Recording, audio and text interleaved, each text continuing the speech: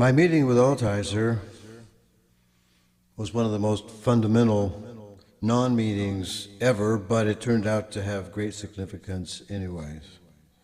We were up to Beverly Hilton, and he said, "You're attempting to do theology without faith." He was at the lecture hall, and I exploded, and there was an argument and a trip to the hospital.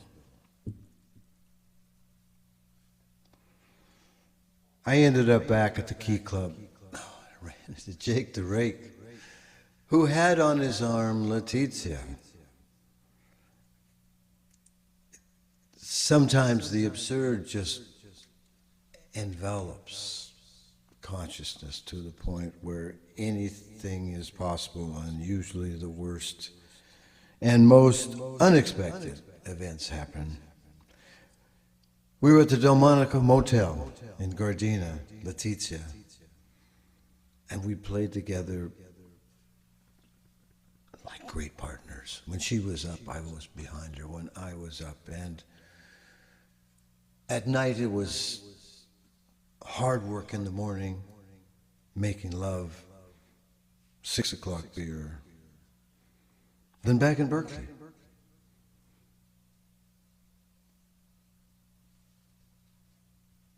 The prodigal son. For some reason, Altizer thought I would be the next great theologian. He was wrong. of course. Then out of there. Milan?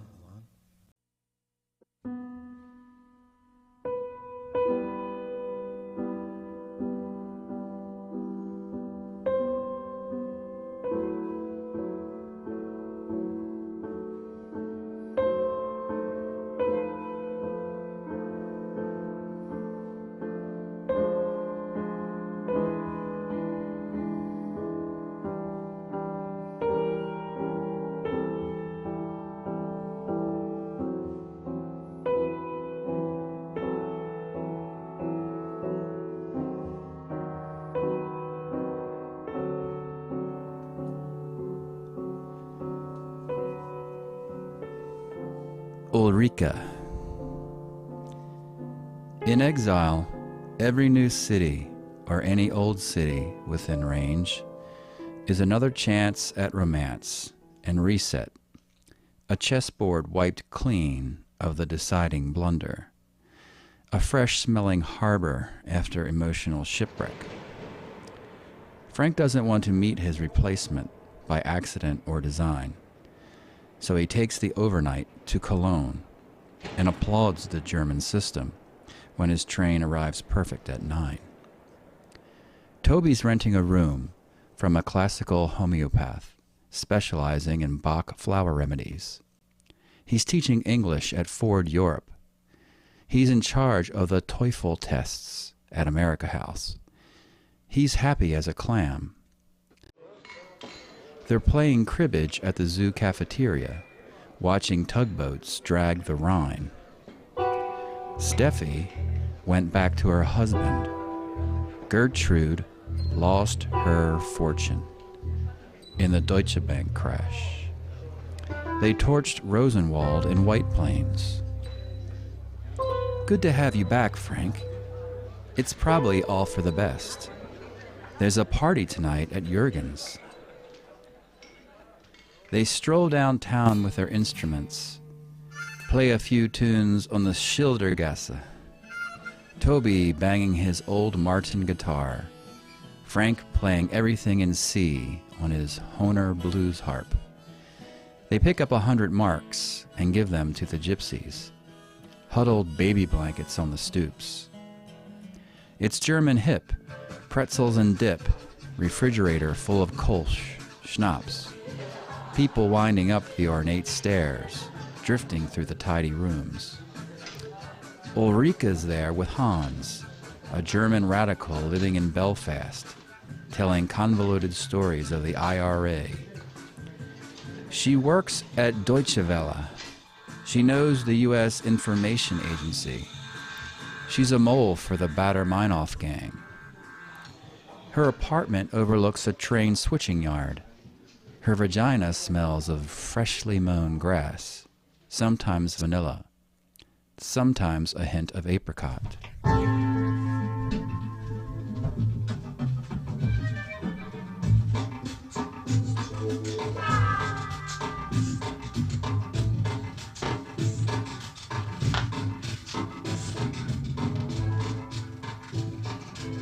Frank's helping with the tests, lecturing on Jimmy Carter and the American Dream at German academic high schools.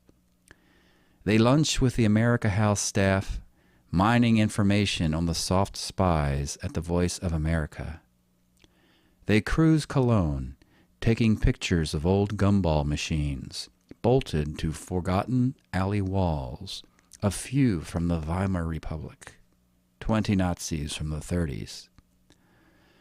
Ulrike works overtime at the radio station to polish her chromium cover. Frank picks up private English lessons from politicians and business executives in Bonn.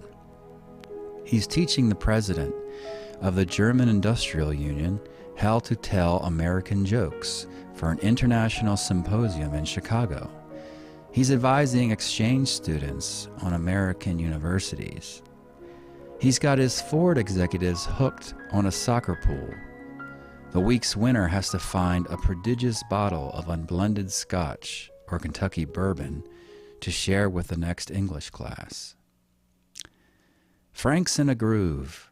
It's hot and easy with Ulrike, coming in her wonderland of sense. She's got a raven Parisian bob. She's a long-distance runner. She digs Bob Marley, and best of all, she brings him luck. He feels taller, faster, stronger.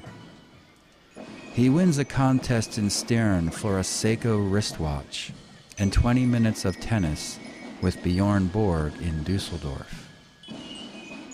When Carnival takes Cologne and lipstick Huns flood the streets, Frank goes happily to ground, securing a short case of Rheinhessen wine, a stick of Afghani hash, and enough canvas and oils to paint 16 versions of Ulrike undressing in the dark.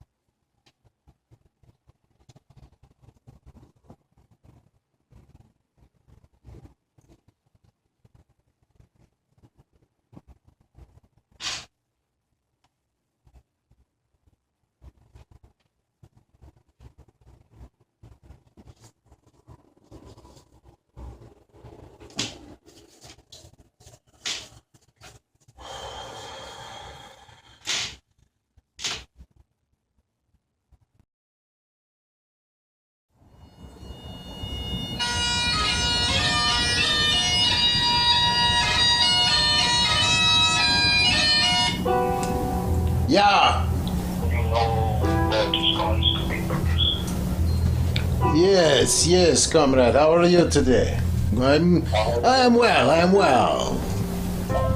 must say, we are getting some disturbing information about this man contents of college. Yeah? We have heard that you are now a star. Well, Is that true? well, perhaps, but I have a sense this call is not about me. What can I do for you today? Well, you know, by any call, we are doomed to do a certain exchange. Is that correct? Tell me more about what's in this for me. Well, I have some news for you because of your behavior. It has been decided. The old agreement was $1 billion worth of diamonds. And now it has been decided that you will get $100 million more. Silence! You're telling me that you believe that I will go through with this transaction for 1/10 of what we originally agreed? You're insane! You are an outrage. You want to be a star. You are no part of us anymore. We will pay you $100 million. Dirty chestnut, how dare you! You mock me? I'm Carlos. I work on my own terms, not on you.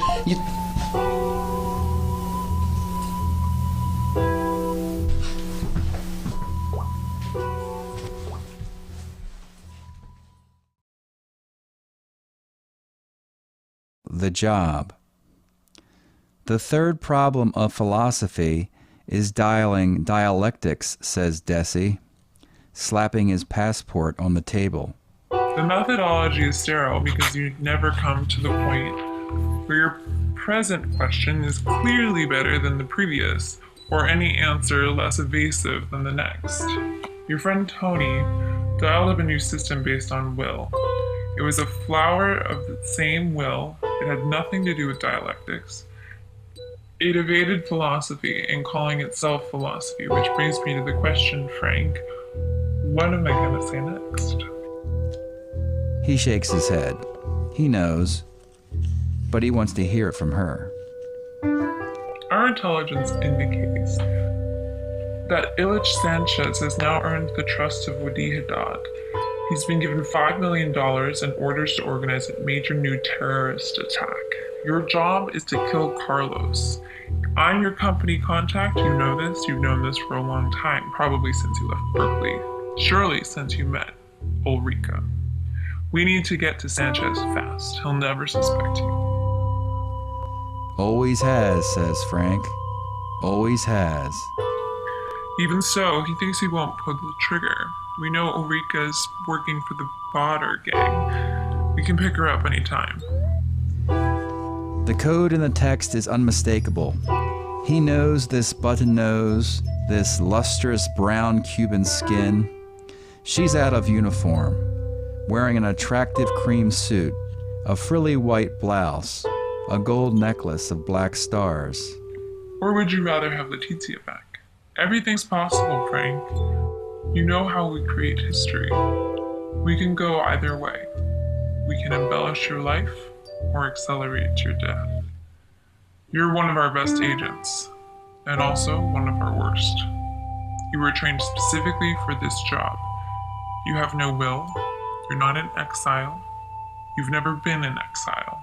You've been watched and healed every step of the way. The doctor in Nepal, the shaman in Bali, Tony, Toby, Paolo, Angelica, Gertrude, Letizia, Billy, Dr. Welsh. They've all been working for us, Frank. Keeping you alive, keeping you healthy, asleep, available. Now we're calling in our marker. We have to eliminate Carlos the Jackal before he blows up the free world. You're our sleeper. You're our MK Ultraman. You have no will.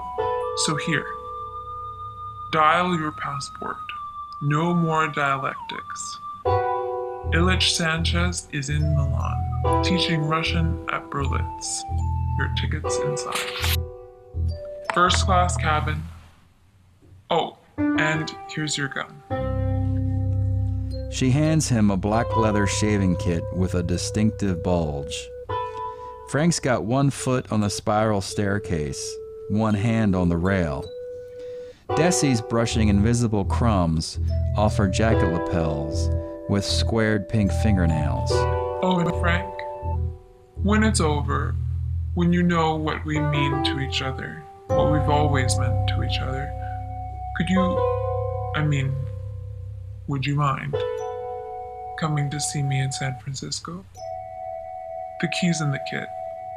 115 Goose Hollow Lane. Remember, Frank, I'm the only one who doesn't betray you. The kit, Frank. My key's in the kit.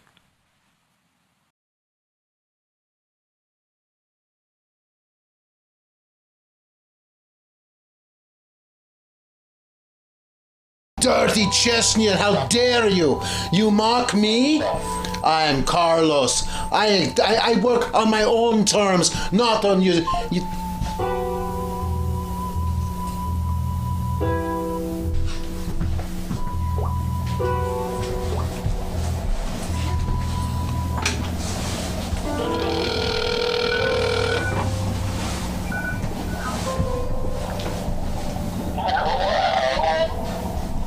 Father? Father, is this you? Is that you, Father? Is this son? Son, is it you? Yes, Father, I'm calling with some news. I hope this finds you well. Are you coming to Betsy's wedding? Father, I know you're sick, but you must listen to me for a moment. It's your son, Carlos. I must do something which is going to affect everyone, and that includes you, and it includes me. I'm going to end the world as we know it. She's gonna be so happy. She was hoping you'd come, and she's wearing Mama's dress. Father, you don't understand. The world will never be the same. I'm going to blow it up. If I'm not awake, son, I'm gonna leave the back door open, and you can come in. There's some leftover chicken in the refrigerator. Father, you're truly at wit's end. I'm sorry that it's come to this, but the world is going away now. I can't wait to see you tomorrow morning. I'm really tired. I'm gonna. Who is this? Who is this? Goodbye, Father. Goodbye.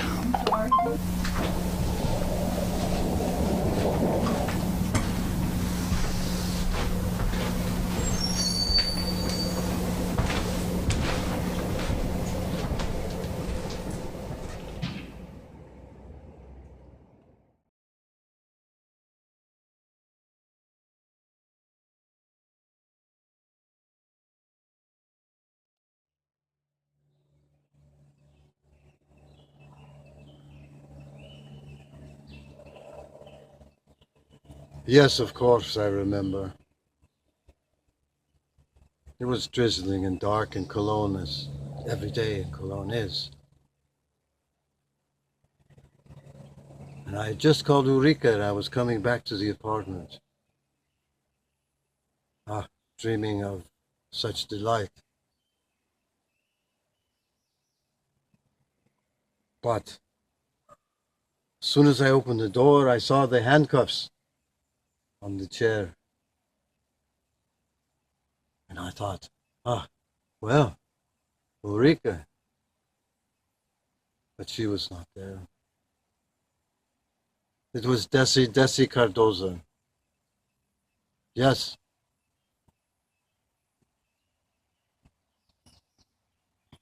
This phantom, this ghost, this agent that had been following me for years. Years.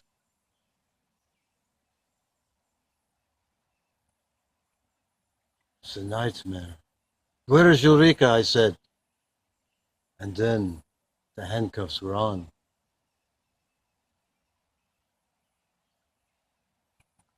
And she said something very strange. She said that I had been working for them all along.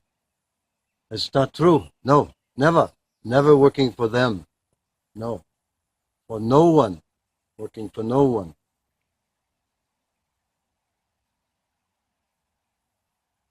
And then the handcuffs were off. And she handed me the travel case with the gun and the orders to kill Ilyich. I can't wait to see you tomorrow morning. I'm really tired. I'm gonna. Who is this? Who is this? Goodbye, Father. Goodbye.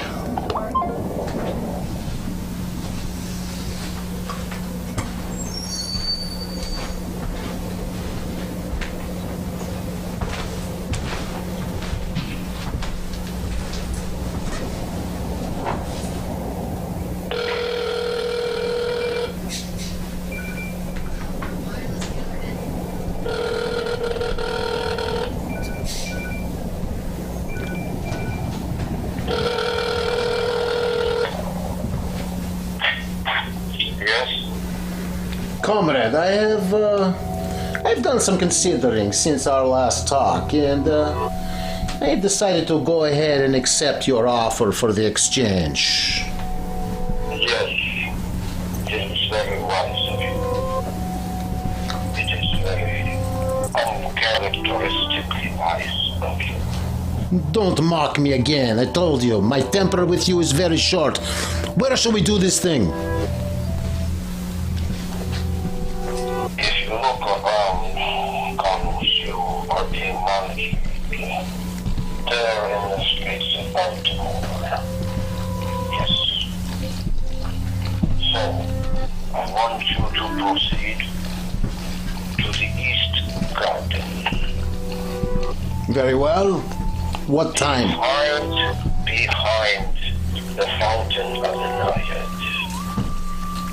And behind that is a pedestal. And that is the dropped. What? 5 p.m. 5 p.m. 5 p.m. I understand. 5 p.m.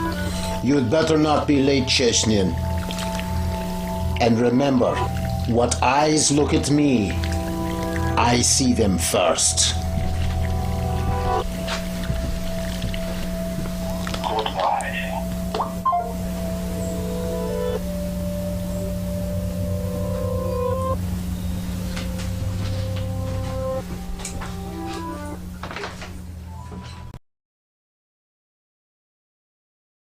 Modern man. I'm the new man. The new man is mine. Modern man has proven himself venal, sly and incompetent, resentful, still keen to pose the Red King's clothes and ride the Red King's mistresses.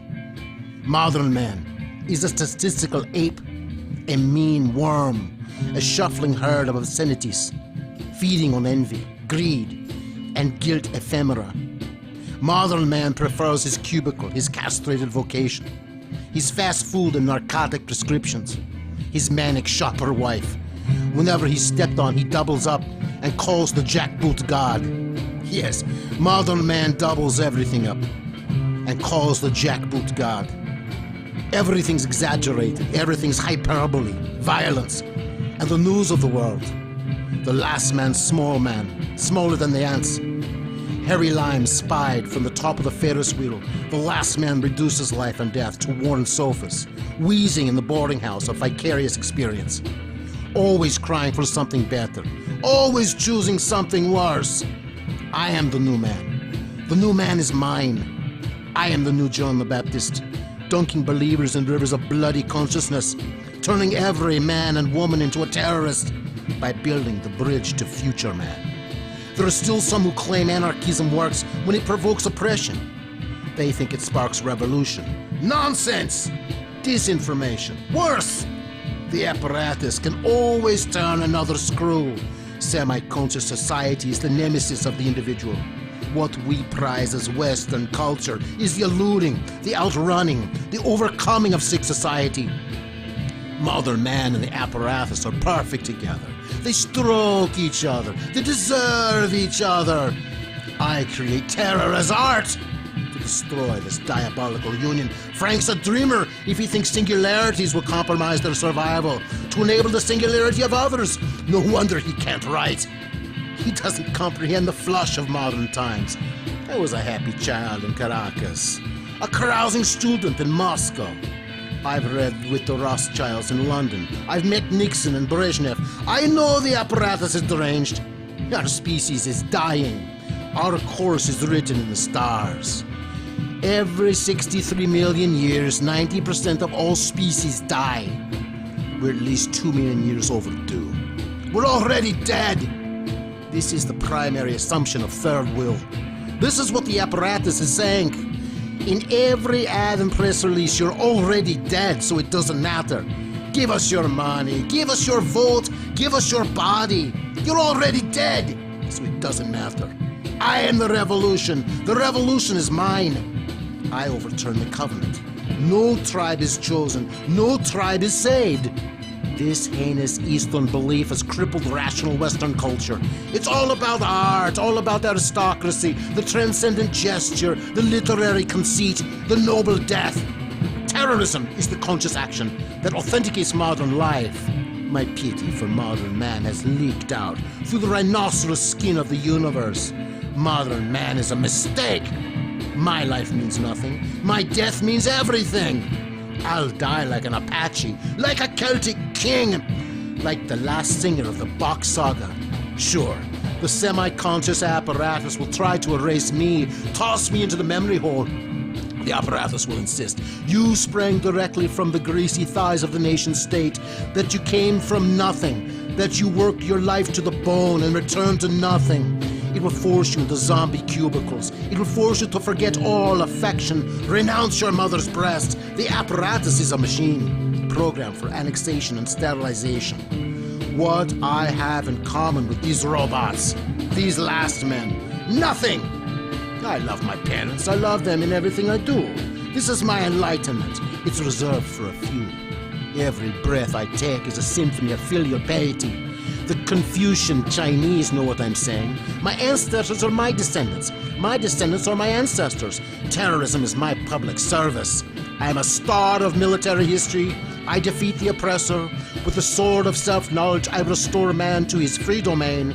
In a moment of weakness, Nietzsche called me the blonde beast. In a moment of great penetration, he said, turn everything that's happened into something you willed.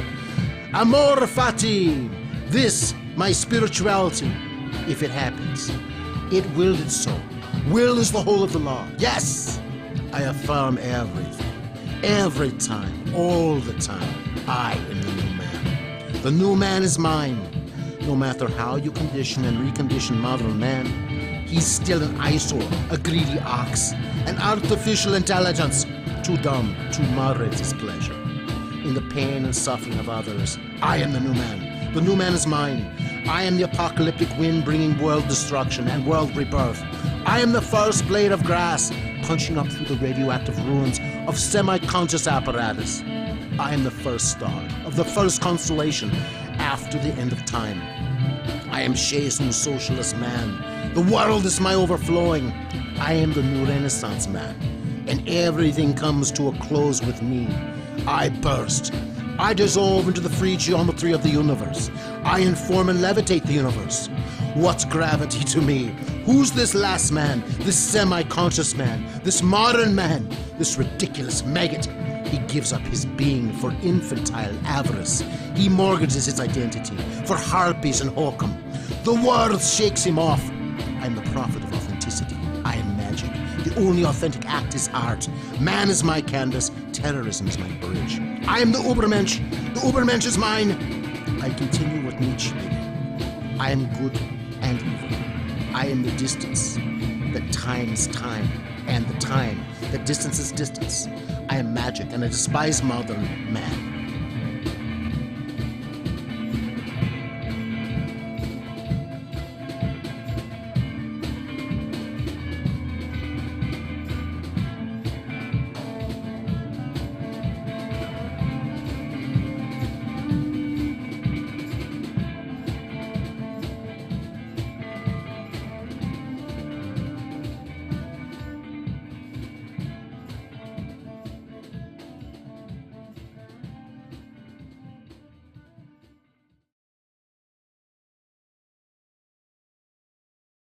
What time? Behind the fountain of the Naiad. And behind that is a pedestal. And that is the drop. What? 5 p.m. 5 p.m. 5 p.m. I understand. 5 p.m. You'd better not be late, Chechnin. And remember, what eyes look at me, I see them first.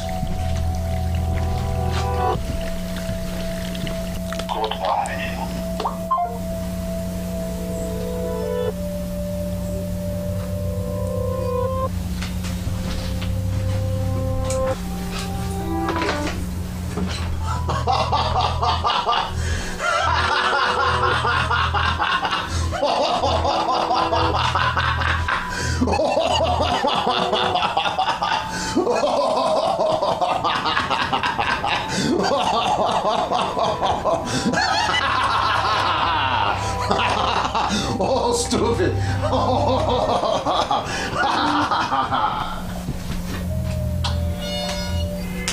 Hello. You are an idiot. You are an idiot. Who said that you would be making a great transaction, Chesnian? You've come away with nothing, and I have all. Carlos, you have nothing.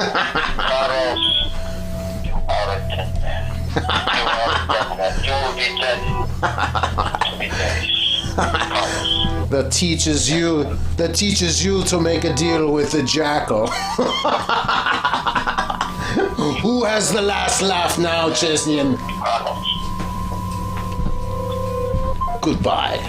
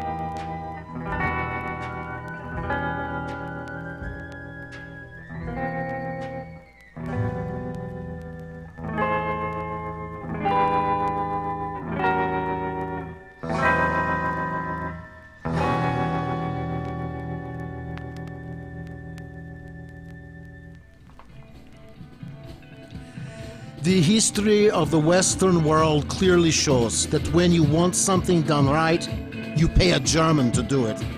So, with Haddad's Popular Front money, I went to Frankfurt and recruited survivors of the Baader-Meinhof gang. Wilfred, Joachim, Gabriel became my operational team for the raid on OPEC headquarters.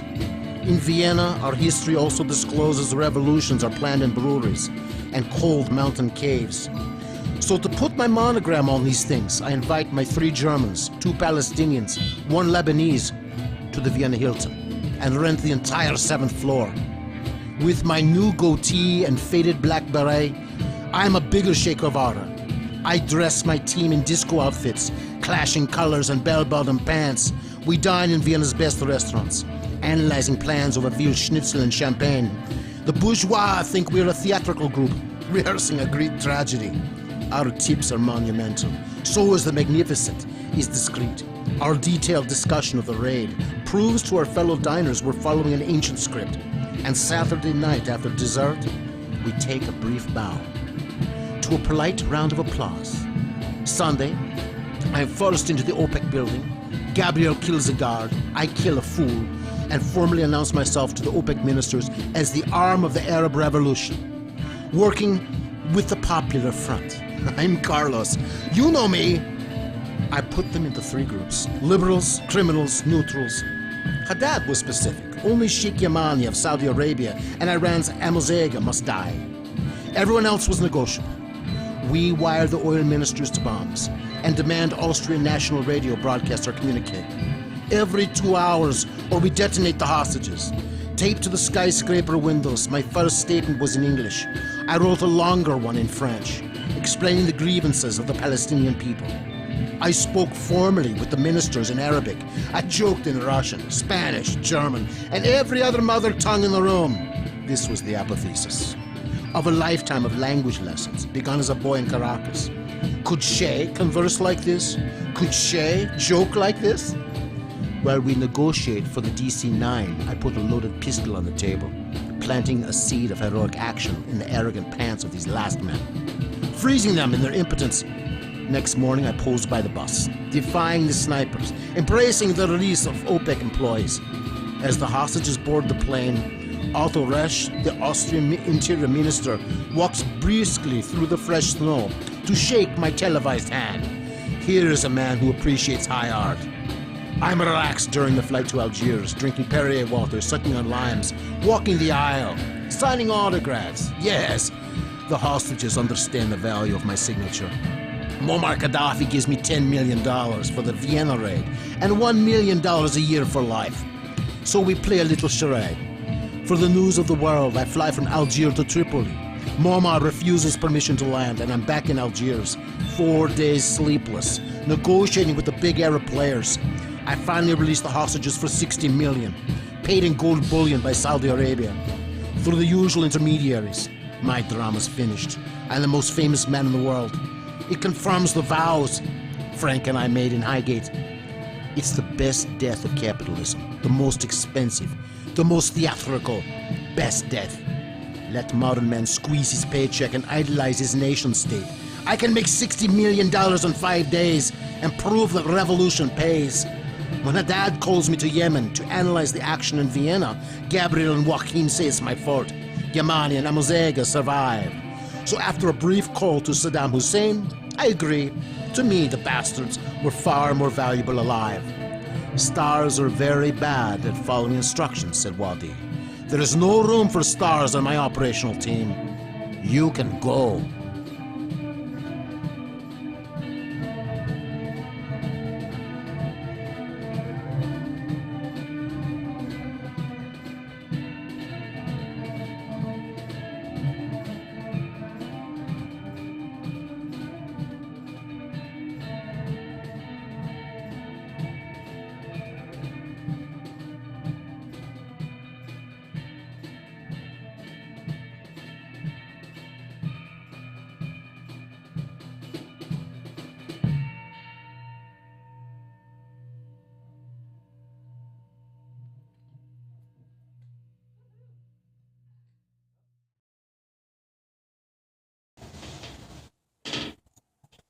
It's all there. Count it if you wish. I wish.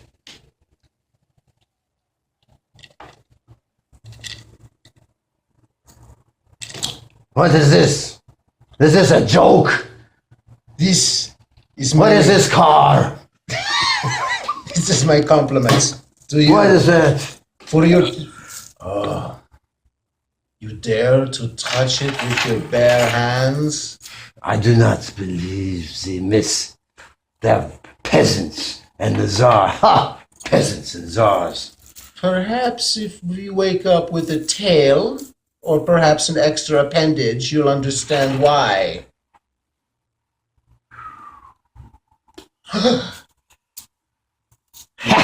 Your lips are going to look like an octopus's beak. Oh, I need some help. It's too heavy. Give to me what is mine. This is $100 million worth of diamonds. Very good. What with the car? The stupid car, Carlos! Put it in your garage, if you know what I mean.